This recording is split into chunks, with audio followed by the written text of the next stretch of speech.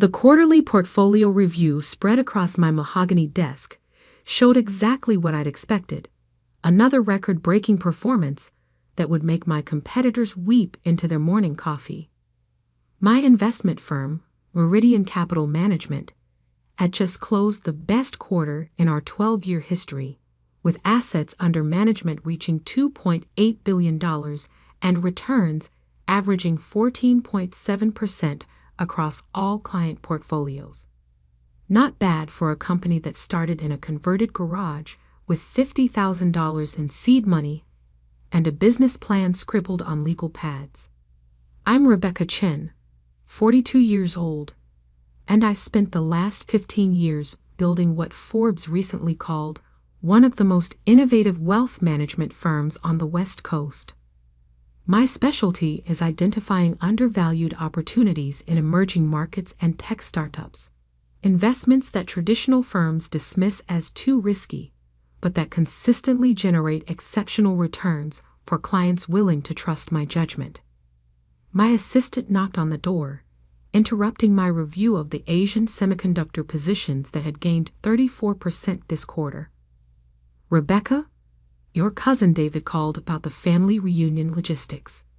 He needs to confirm your attendance for the catering count." I glanced at my calendar. The annual Chen family reunion was next weekend at Aunt Margaret's estate in Marin County. 3 days of forced socialization with relatives who alternated between treating me like an outsider and asking for investment advice, depending on their current financial needs.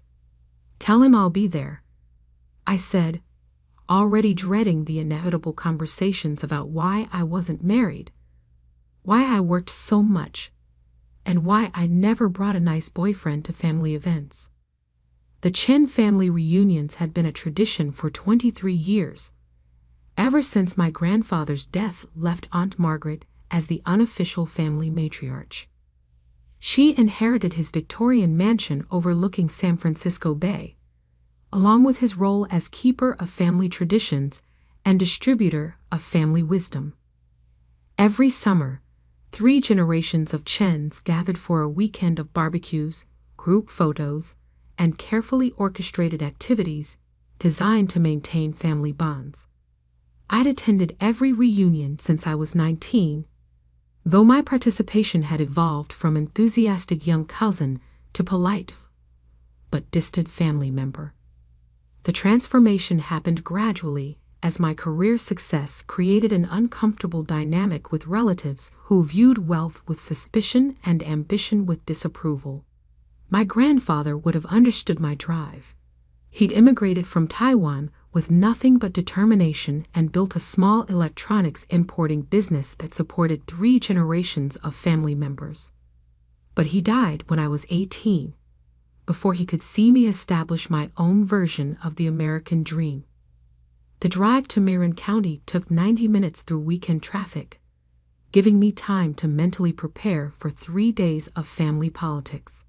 Aunt Margaret's estate sprawled across 5 acres of manicured gardens and rolling lawns, with the main house commanding spectacular views of the bay. The property was worth approximately $4.2 million, a fortune that had allowed Margaret to maintain her position as family benefactor and social coordinator. Cars filled the circular driveway when I arrived. David's Honda Civic, Cousin Lisa's minivan loaded with car seats and soccer equipment, Uncle Peter's pickup truck from his contracting business. I parked my Tesla Model S at the edge of the circle, already anticipating the comments about fancy electric cars and showing off. The front door opened before I could knock.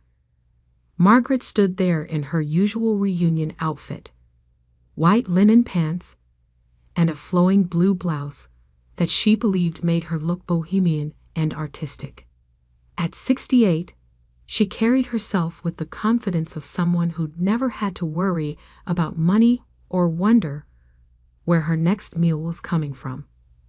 "Rebecca, you made it. I was beginning to worry you decided work was more important than family again." "I wouldn't miss it," I replied, handing her the bottle of wine I'd brought, a 2018 Opus one that cost more than most people spent on groceries in a month. How thoughtful.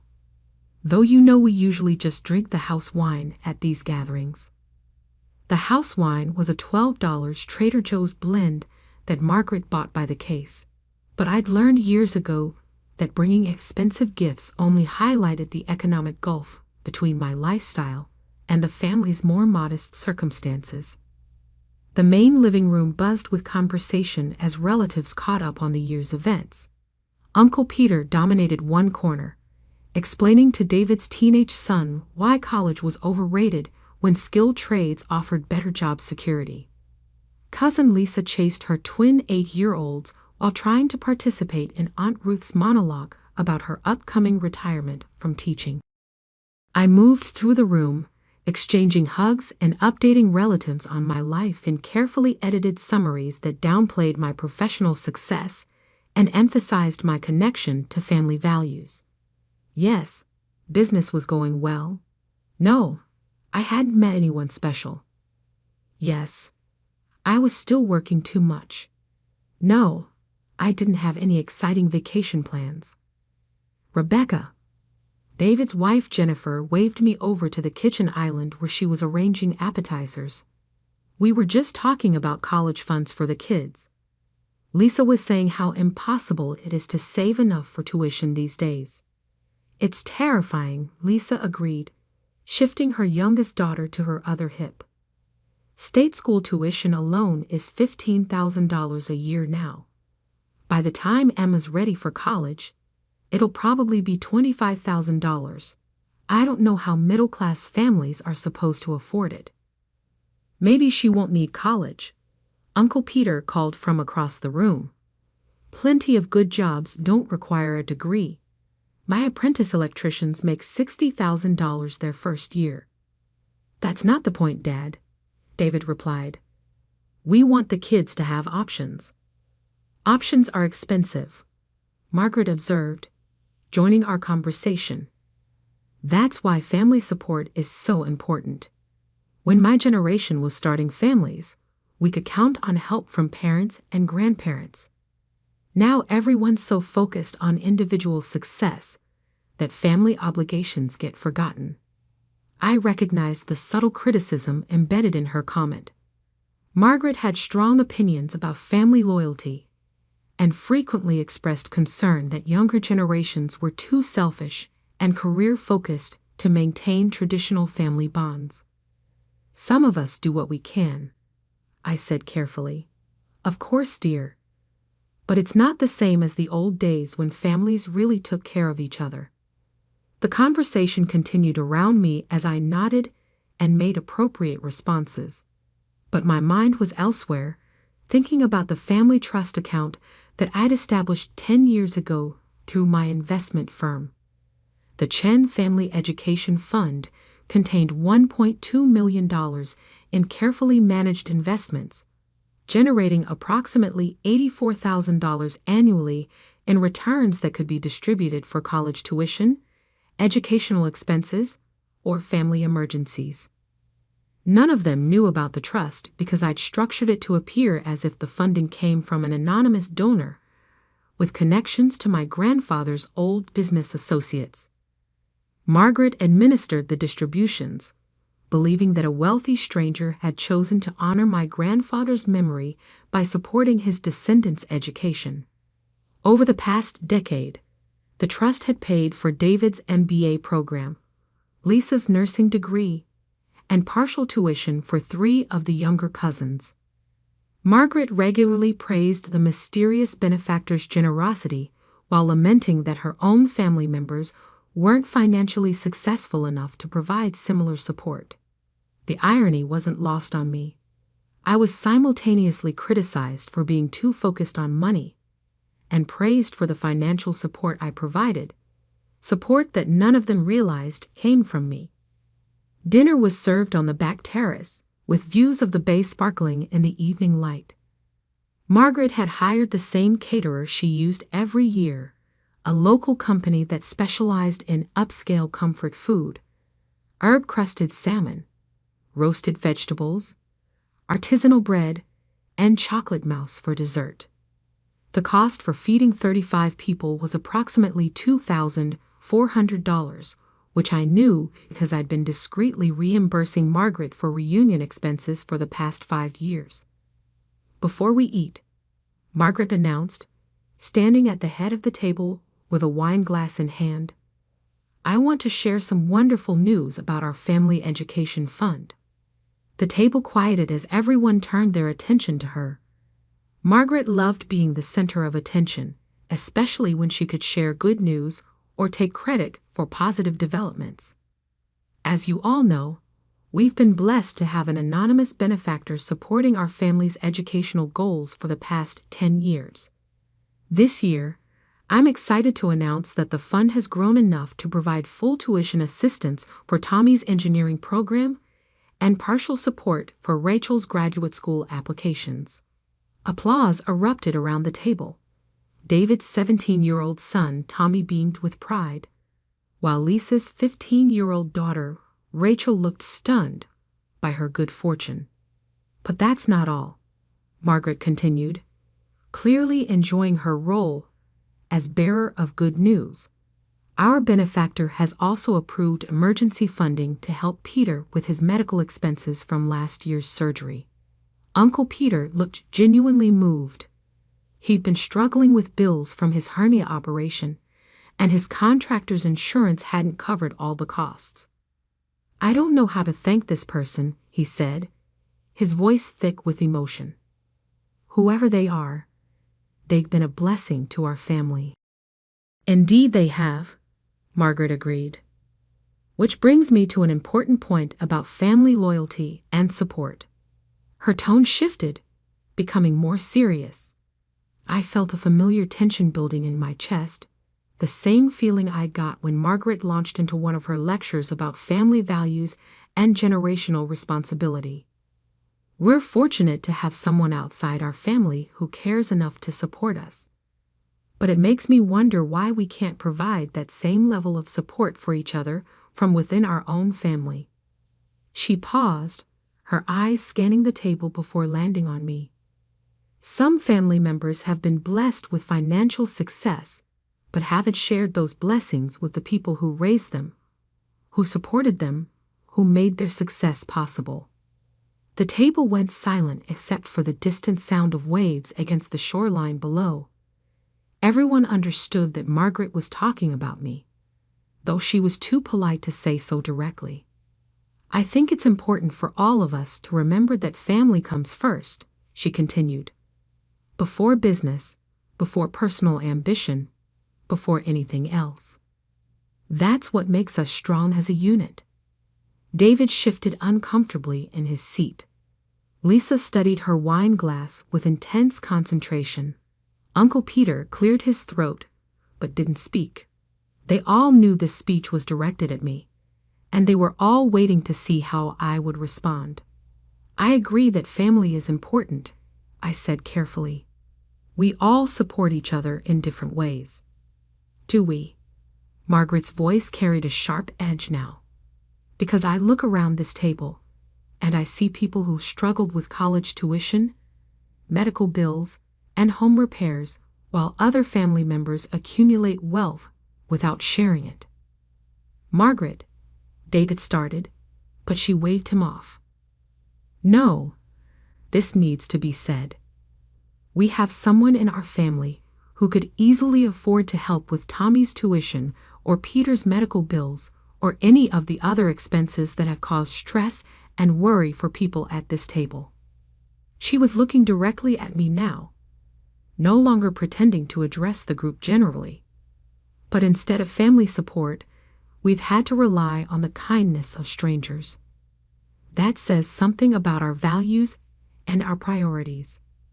I felt heat rising in my cheeks, but I kept my voice level. "I've never been asked to help with any of those expenses." "You shouldn't have to be asked," Aunt Ruth chimed in from across the table. "Family members should offer help when they see others struggling, especially when they have more money than they could spend in a lifetime," Lisa added quietly. The attack was coordinated, I realized. They'd planned this confrontation, probably discussed it in advance, and decided that the reunion dinner would be the perfect venue for publicly shaming me into financial compliance. I think there's been a misunderstanding about my financial situation, I said. Has there? Margaret leaned forward. Because according to that Forbes article David showed me, your investment firm manages almost $3 billion. Even if you only keep a small percentage of that, you're incredibly wealthy. Managing other people's money isn't the same as owning it. But you do own a significant portion, don't you? You're the founder and majority shareholder. I couldn't deny it without lying outright. My personal net worth was approximately $47 million, built through equity in my firm, investment returns, and careful financial planning over 15 years. The point is, Margaret continued, we shouldn't need anonymous benefactors when we have family members who could help. It's embarrassing, frankly. Embarrassing to who? To all of us. It makes us look like a family that doesn't take care of its own. I looked around the table at faces that ranged from sympathetic to accusatory. David looked embarrassed by the confrontation but didn't defend me. Lisa was nodding along with Margaret's points. Uncle Peter was studiously avoiding eye contact. I'm sorry you find the situation embarrassing, I said finally. That's not an apology. It's deflection, Margaret snapped. You know exactly what I'm talking about. Do I? Yes. You've chosen individual success over family responsibility. You've built wealth while watching your relatives struggle. And now you sit at our dinner table acting like you don't understand why that's problematic. The accusation hung in the air like smoke from a fire that was spreading beyond anyone's control. Around the table, relatives shifted uncomfortably, unsure whether to pile on or try to diffuse the tension. You know what the real problem is, Margaret continued, her voice rising. You're not really one of us anymore. You've changed so much that you don't even think like family. You think like a stranger. Maybe because I'm treated like one. Oh, please. You're treated exactly like family. You're invited to everything, included in all our traditions, welcomed in this house every year. Welcomed so you can lecture me about my financial obligations. Welcomed so you can remember where you came from and who supported you when you were nobody. The words hit like a physical blow. When you were nobody. Margaret had finally said what she'd been thinking for years, that my success was an aberration, that I'd somehow forgotten my proper place in the family hierarchy. I see, I said quietly. Do you? Because I don't think you understand how fortunate you've been to have this family, to have these connections, to have people who believed in you before you proved yourself. What exactly did this family do to support my career? We gave you roots, values, a foundation. We taught you the importance of hard work and education. And what have I given back? What have you given back? Margaret laughed bitterly. You show up once a year, bring expensive wine that makes everyone else feel cheap, and act like you're doing us a favor by gracing us with your presence. That's not fair, David said quietly, finally finding his voice. Isn't it? Margaret turned to him. When was the last time Rebecca offered to help with anything? When has she ever contributed to family expenses or supported anyone's education or helped with medical bills? She doesn't have to, David started. Of course she doesn't have to. No one has to do anything, but family members want to help each other. They offer assistance without being asked. They share their good fortune.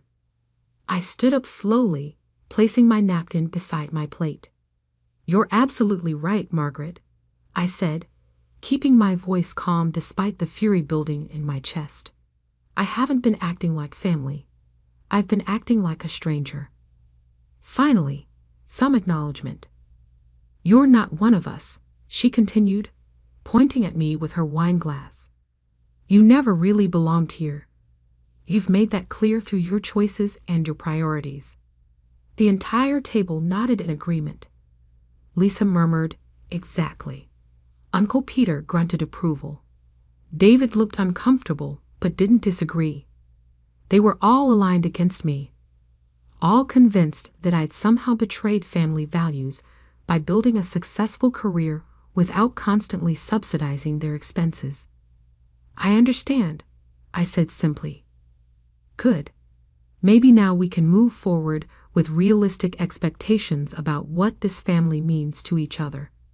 I excused myself from the table and walked into the house, ostensibly to use the bathroom, but actually to make a phone call. In Margaret's guest powder room, I dialed my office number and accessed the secure voicemail system I used for urgent client matters. "This is Rebecca Chin, authorization code 847,392. I need to schedule an emergency trust dissolution for Monday morning. Chen Family Education Fund, account number 4,471,293. Complete liquidation and fund transfer to my personal accounts. All automatic distributions should be canceled effective immediately." I hung up and returned to the terrace, where dessert was being served and conversation had moved on to safer topics like vacation plans and local politics. No one mentioned my brief absence or asked if I was feeling well. The rest of the evening passed in a blur of forced normalcy. I participated in conversations about the weather and Margaret's garden renovations. I admired photos of grandchildren and listened to updates about neighborhood developments. I played my role as the successful but disconnected family member who everyone tolerated but no longer truly welcomed. At 11 o'clock, I announced that I was tired and would be heading back to the city, rather than staying overnight as originally planned. "So soon?" Margaret asked with theatrical disappointment. "We were hoping you'd join us for the group photo tomorrow morning." "I have an early meeting." "Of course you do. Work before family, as always." I didn't respond to the barb. I simply collected my purse, said goodnight to everyone, and walked to my car under a sky full of stars that reflected off the dark bay waters.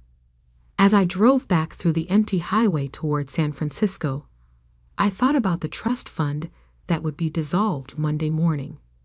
10 years of anonymous support, $1.2 million in principal plus accumulated returns, distributed to family members who had just declared that I wasn't really one of them. The irony was perfect. They wanted me to act like family, while simultaneously announcing that I didn't belong. They demanded financial support while rejecting my membership in the group that supposedly deserved that support. Monday morning arrived with typical San Francisco fog rolling across the bay and settling over the financial district like a gray blanket. I was in my office by 7, reviewing the trust dissolution paperwork that my legal team had prepared over the weekend. The Chen Family Education Fund would be completely liquidated by close of business, with all assets transferred to my personal investment accounts. The anonymous benefactor who had supported family education for a decade would simply disappear, leaving no forwarding address or explanation. My phone rang at 9:15. Margaret's number appeared on the caller ID. "Rebecca, I hope you had a safe drive home Saturday night." "I did, thank you. I wanted to call because I've been thinking about our conversation at dinner. I may have been too harsh in my comments." "May have been." "Well, I was frustrated, but family is family, and we shouldn't let money issues divide us." "I agree completely." "Good. I'm glad you understand. Actually, I'm calling because we have some wonderful news about the education fund." I waited, saying nothing. Our benefactor has approved a special distribution to help with the reunion expenses and some other family needs. Isn't that wonderful? What kind of special distribution? $50,000. Enough to cover this year's reunion costs and help several family members with some unexpected expenses. I almost laughed. Margaret was calling to tell me about money I had provided, money that had just been canceled, money that no longer existed. That is wonderful news, I said. I thought you'd be pleased.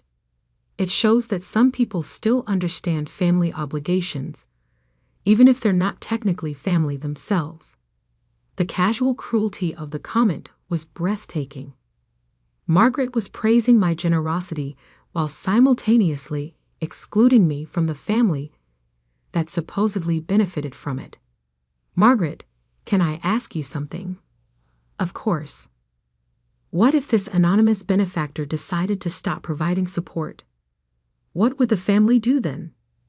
Stop providing support? Why would they do that? They've been so generous for so many years. But hypothetically, what if they felt like their contributions weren't appreciated or that the family didn't deserve continued assistance? That's a strange question, Rebecca. Why would you even think about that? Just curious about contingency planning. Well, I suppose we'd have to find other sources of support. Maybe family members who have been blessed with success would finally step up and take responsibility. Maybe they would.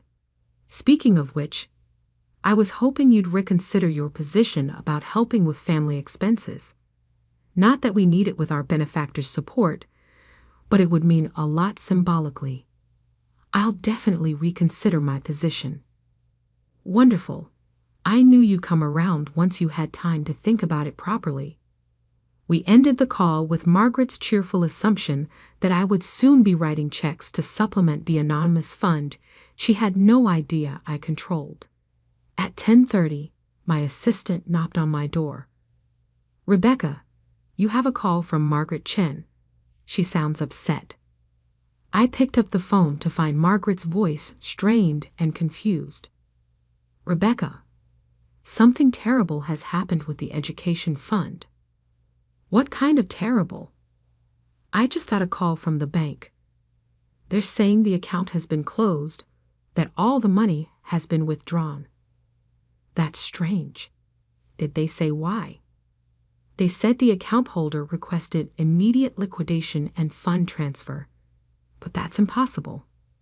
The benefactor would never do that without talking to me first. Maybe there was a misunderstanding. This isn't a misunderstanding. This is a disaster. Do you understand what this means? Tommy's tuition payment was supposed to come from that account next week. Peter's medical expenses, Rachel's college fund. Everything was dependent on that money. I could hear the panic building in her voice as she realized the scope of the problem. Have you tried contacting the benefactor directly? That's just it. I don't have direct contact information. Everything went through the bank and the trust administration. The benefactor always remained anonymous. That seems like poor planning. Poor planning? Rebecca, this fund has been reliable for 10 years. The benefactor has never missed a distribution, never changed the terms, never even reduced the amount. Why would they suddenly disappear? Maybe they felt like their contributions weren't appreciated. What do you mean? Maybe they heard that the family they were supporting didn't really consider them family. Maybe they decided to direct their charitable giving elsewhere. There was a long pause on the other end of the line. Rebecca, do you know something about this? I know that charitable giving is usually based on relationship and mutual respect. When those things disappear, so does the motivation to give. You're talking in riddles. What does any of this have to do with our benefactor? What if your benefactor was someone who attended Saturday's dinner? Someone who heard your speech about family loyalty and financial responsibility? Another pause, longer this time. That's impossible. Our benefactor is a business associate of my father's, someone from his importing business. Are you sure about that? Of course I'm sure. That's what the bank told me when the fund was established. Banks tell people what they're instructed to say by the account holders. Rebecca, what are you implying? I'm not implying anything. I'm stating facts. The Chen Family Education Fund was established and funded by someone who wanted to support family education anonymously. For 10 years, that person contributed approximately $120,000 annually to ensure that family members could afford college tuition and medical expenses. Yes, that's correct. And on Saturday night, the family declared that this person wasn't really family and didn't belong at family gatherings. We were talking about you, not the benefactor. Were you? The silence stretched so long I wondered if the call had been disconnected. Rebecca, Margaret's voice was barely a whisper. Are you saying that you? I'm saying that charitable giving requires a relationship between the giver and the recipient. When that relationship is damaged, the giving stops. You're the benefactor. I was the benefactor. For 10 years. For 10 years. But why didn't you tell us?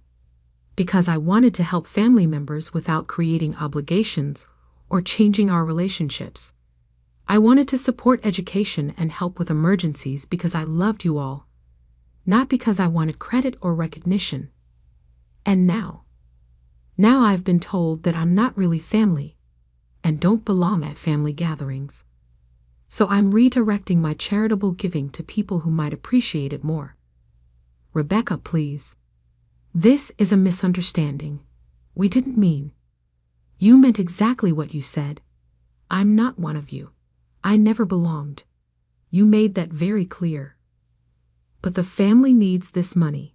Tommy's tuition, Peter's bills, Rachel's college fund. The family has decided that I'm not really family. Non-family members don't have obligations to support your expenses. This will devastate everyone. Everyone will have to find other sources of support. Maybe family members who have been blessed with success will finally step up and take responsibility. I was using Margaret's exact words from Saturday night, and we both knew it. What can we do to fix this? You can remember this conversation the next time you decide to lecture someone about family loyalty while simultaneously excluding them from the family. Rebecca, please don't do this.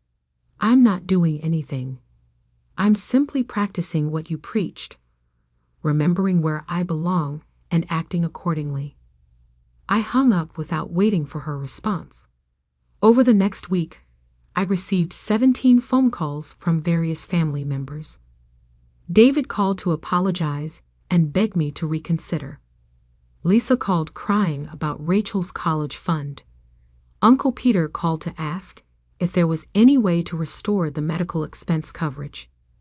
Even distant cousins I rarely spoke to called to express their shock and request my help. I didn't return any of the calls. The following Saturday, I received an overnight letter from Margaret. Inside was a handwritten note on her personal stationery. Rebecca, I have spent this week thinking about what happened at the reunion and what I said to you. I was wrong. I was wrong about your contributions to this family, wrong about your loyalty, and wrong about your place in our family. You have been the most generous and supportive family member any of us could ask for. And instead of recognizing that, I criticized you for not being generous enough.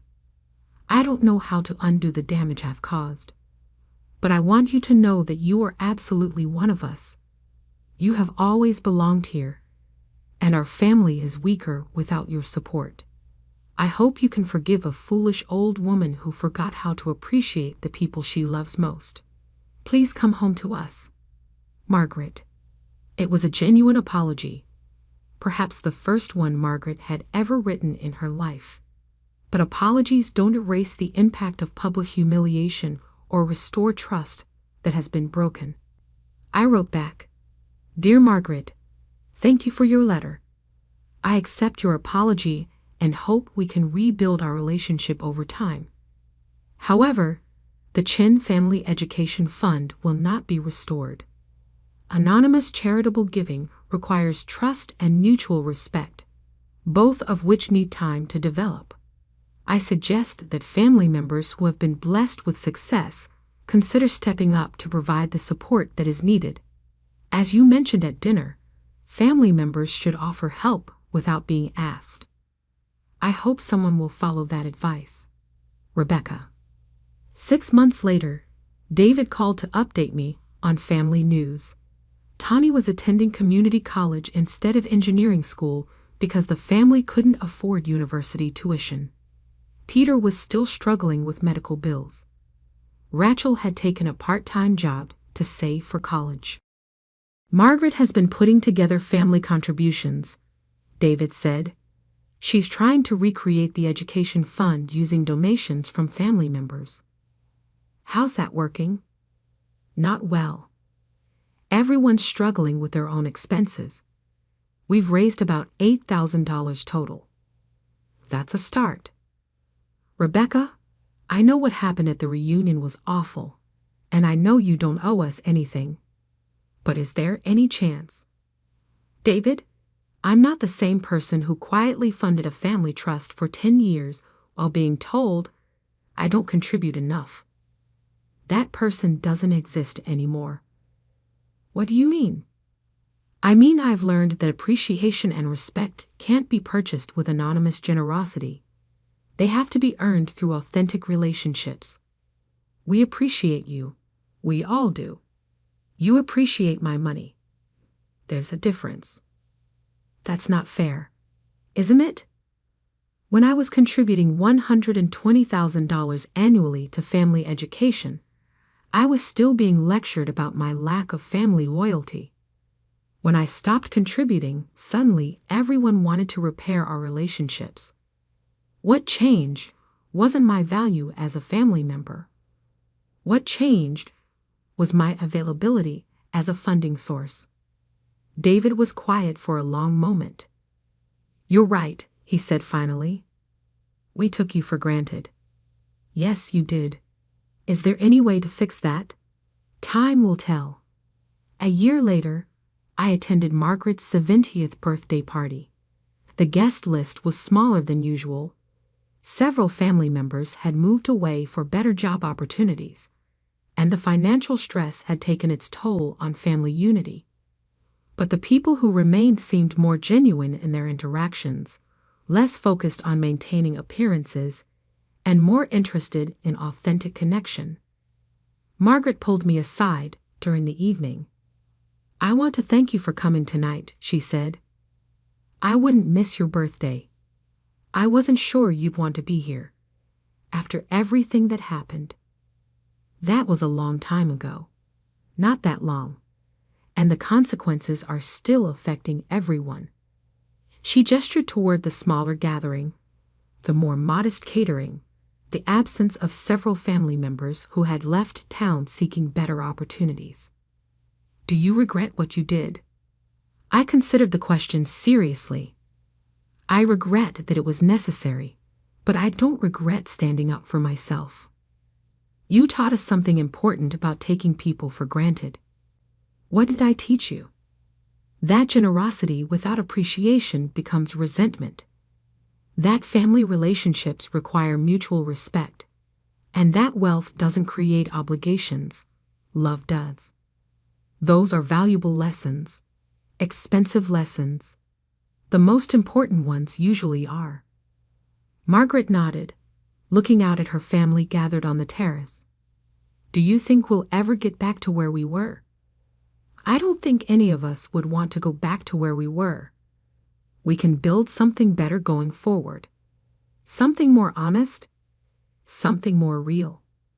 As I drove home that evening, I reflected on the past year and the changes it had brought. The family was smaller, but closer. The financial support was gone, but the emotional manipulation had disappeared with it. People who stayed in contact did so because they valued the relationship, not because they hoped for financial assistance. I had redirected my charitable giving to educational scholarships for first-generation college students, young people who understood the value of opportunities and didn't take support for granted. The Chen Family Education Fund had become the Rebecca Chen Foundation, supporting dozens of students annually while requiring no family drama or guilt-inducing lectures. Sometimes the most loving thing you can do is stop enabling behavior that damages relationships. Sometimes family members need to experience the consequences of their choices before they understand the value of what they've lost.